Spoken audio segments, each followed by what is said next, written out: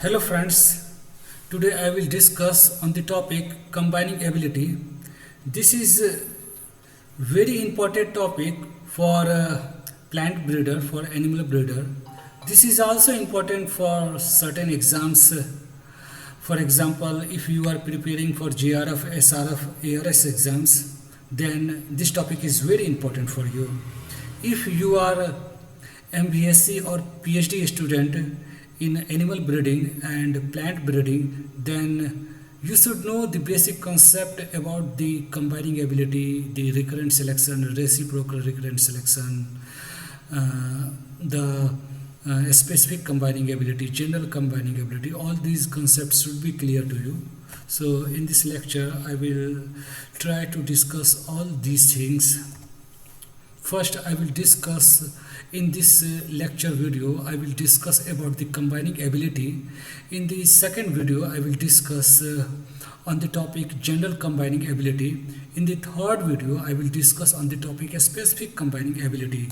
So first, we will see where you can use the concept of combining ability. So identification of the best performing lines for commercial release and lines which can be used as parents in future are two principal objects considering in most breeding programs. So under any breeding program there are two important aspects.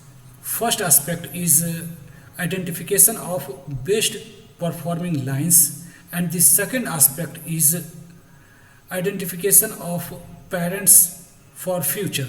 So first come to the first aspect, identification of best performing lines. What is best performing lines? Best performing lines are any proper cross combinations. In the case of poultry or in the case of plants, generally we are trying to design commercial strain, commercial lines for poultry bird or for plants. So under that case, for identification of best performing lines, this concept of combining ability is very much useful. Along with this, if you are trying to identify parents for the future generation, in that case also this concept of combining ability, the concept of general combining ability is very important. Now I will discuss the definition of the combining ability. Combining ability is the synthetic varieties or parents' ability to combine among each other during hybridization process such that desirable genes or characters are transmitted to their progeny. So as I discussed, there are two types of combining ability, general combining ability and a specific combining ability.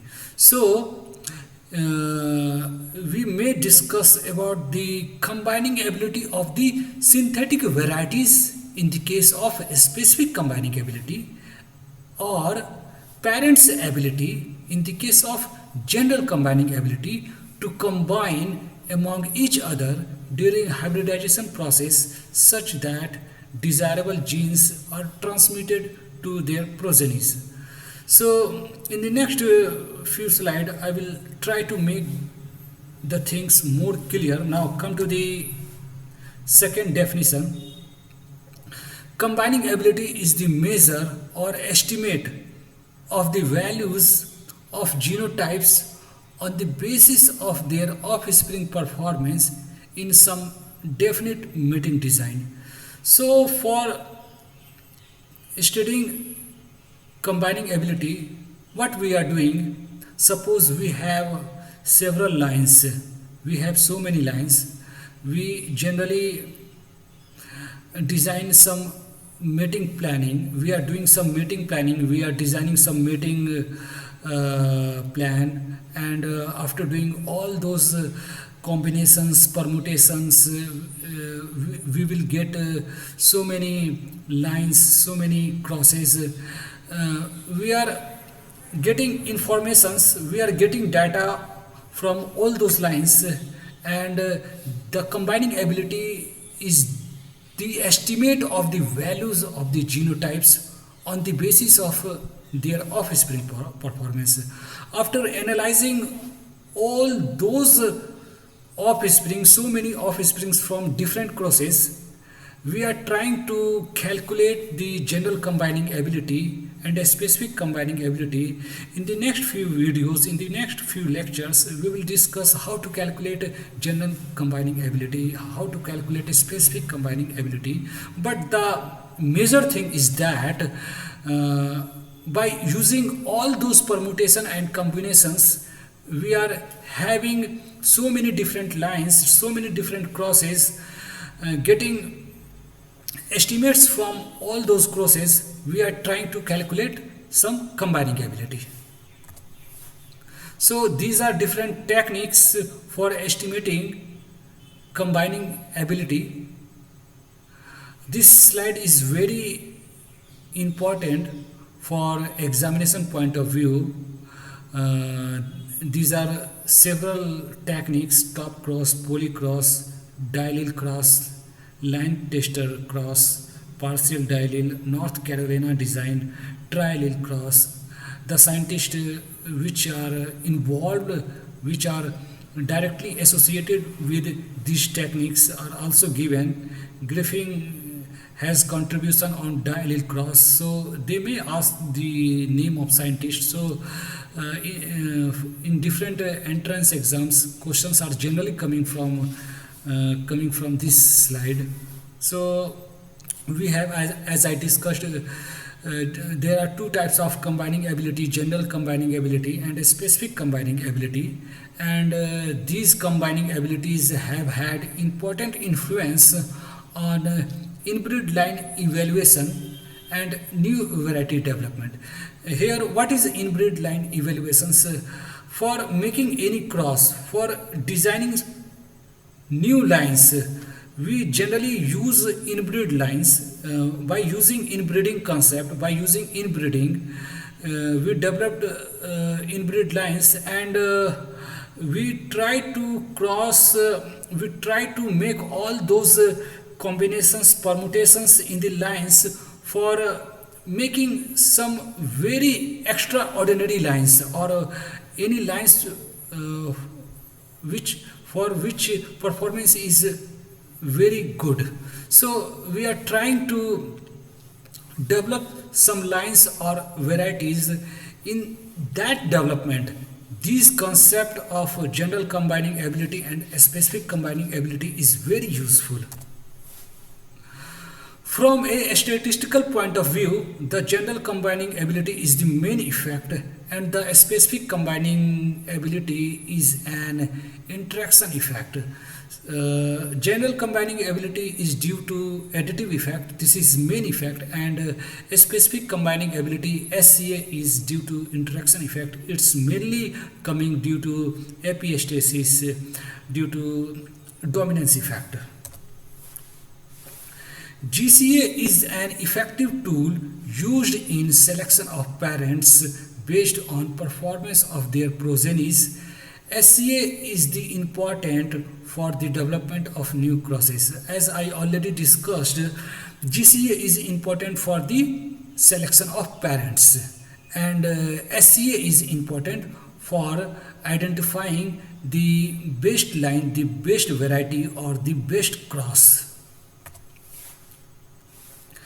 If GCA variants are higher than SCA variants, there is importance of additive gene action, and parent selection will be effective for improvement of such traits. Suppose you are using so many lines, and after crossing all those lines, you estimated the GCA variance, you estimated the SCA variance, and your GCA variance is higher than the SCA variance. In that case, additive gene action is more important. If GCA variance is more than SCA variance, in that case, additive gene action is important. Additive gene action is playing major role. In that case, your approach should be on the selection of parent. You select the parent, and after selecting parent, try to improve the population. This way you can do improvement in the population.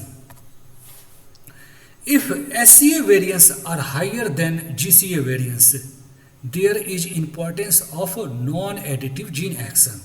If your SCA variance is larger, in that case non-additive gene action is more important. Dominance and epistasis, these two phenomena are playing their role. So in that case you can utilize heterosis for in the improvement of the population.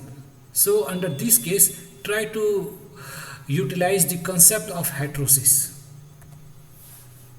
If both general combining ability and specific combining ability variance are equal, additive and non-additive genes are equally important. In that case, in such situation, reciprocal recurrent selection may be adopted for population improvement. If your GCA variance value and SCA variance value both are equal, in that case, additive and non-additive gene action both will be more equally important.